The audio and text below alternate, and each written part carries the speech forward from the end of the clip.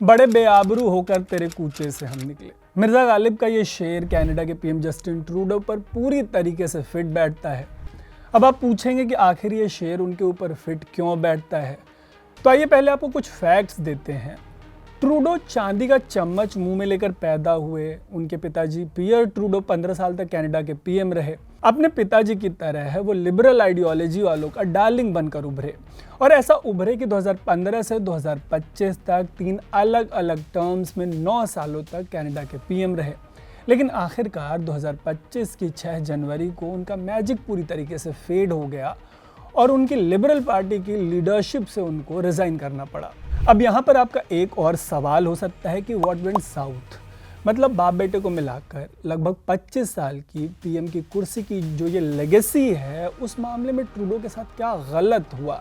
ऐसा क्या हुआ कि उनको अपने पार्टी के जो टॉप लीडरशिप की कुर्सी थी वहाँ से हटना पड़ा और अब उनकी पीएम की कुर्सी भी जाने वाली है। इतना ही नहीं है, अगर ट्रंप का बस चला तो वो कनाडा को कहीं सच में अमेरिका का 51वां राज्य मत बना दें। अगर ये सब सुनकर आपको लग रहा है कि आपको जल्दी से इसके पीछे के कारणों का पता बता दिया जाना चाहिए, तो आइए शुरू करते हैं ये स्टोरी। अभी से करीब 10 साल पहले यानी 2015 में ट्रूडो कनाडा और लिबरल पॉलिटिक्स के ग्लोबल स्टार बनकर उभरे। हालांकि ये जीत उनकी पहली और आखिरी सबसे बड़ी जीत साबित हुई। इतना ही नहीं, ये जो बड़ी जीत है उसके बावजूद ट्रूडो कभी भी अपने देश की जनता का मूड पूरी तरीके से और ठीक से पढ़ नहीं पाए। इसी का शायद नतीजा था कि वो लगातार ऐसी पॉलिसीज बनाते गए कि अपनी लिबरल पार्टी को जितना भी इस पार्टी का इतिहास रहा है उसके सबसे बुरे दौर में लेके आ गए।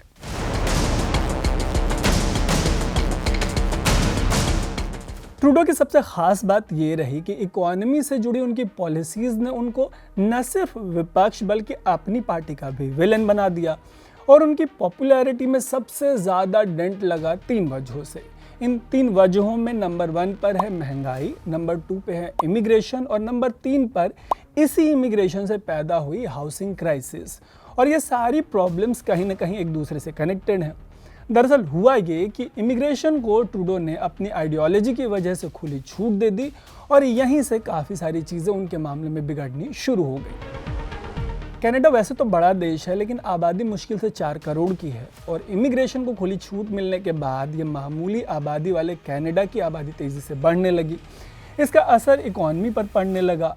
इसकी वजह से हाउसिंग क्राइसिस से लेकर मेडिकल सेक्टर तक बोझ बढ़ने लगा।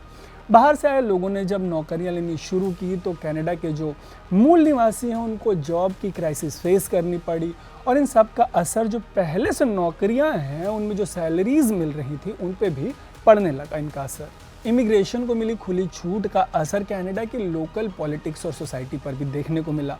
भारतीय समुदाय के सिख और हिंदुओं का प्रदर्शन हो या इसके अलावा प्रदर्शनों के जरिए ही इजराइल से लेकर फिलिस्तीन तक की जंग कनाडा के गली मोहल्लों में लड़ी जाने लगी। खालिस्तानियों को तो पहले से ही इस देश में फुल ड्रामा करने की छूट थी।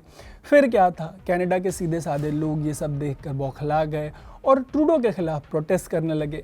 इसके बाद वही हुआ जो लोगों के गुस्से का सामना करने के समय कोई भी नेता करता है, मतलब सप्रेस करना, दमन करना। हर नेता की तरह लिबरलिज्म का चोला उतार कर ट्रूडो अपने आलोचकों का दमन करने लग गए और फाइनली 6 जनवरी को उन्हें अपनी पार्टी के नेता की कुर्सी छोड़नी पड़ी। ट्रूडो को उम्मीद है कि उनके जाने के बाद लिबरल पार्टी का भला होगा, लेकिन ये उम्मीद सिर्फ उन्हीं को है। बाकी की दुनिया को इसकी उम्मीद है कि ट्रूडो ने भारत और अमेरिका जैसे देशों के साथ जिस तरीके से कनाडा के रिश्ते बर्बाद किए हैं, उनके जाने के बाद उन रिश्तों में सुधार होने की पॉसिबिलिटी है।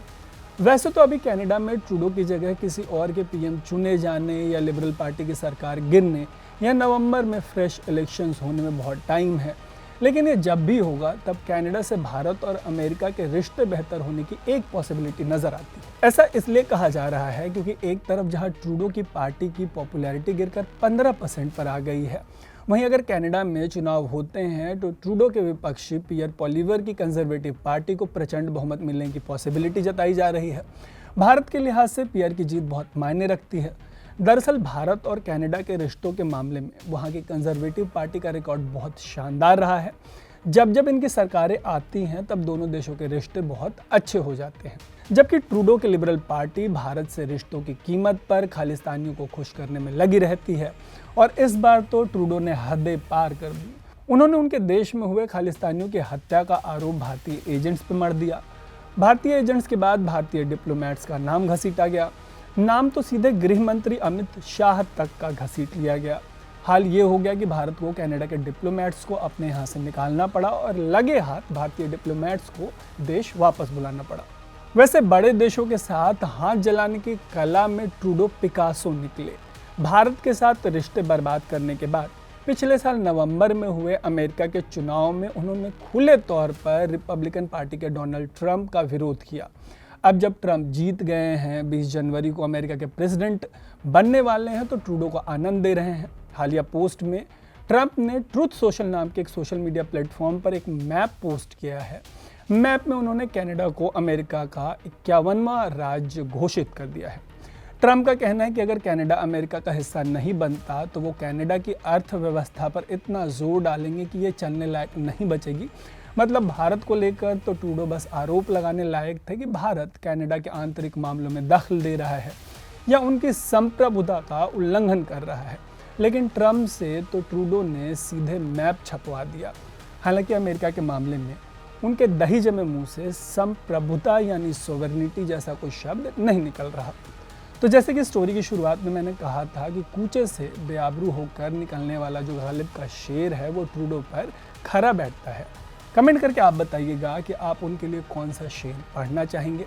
बाकी ऐसी ही स्टोरीज़ के लिए स्विच को फेसबुक, यूट्यूब और इंस्टाग्राम पर फॉलो और सब्सक्राइब ज़रूर कर लीजिएगा। देखते रहिएगा स्विच। मेरा नाम है तारुण।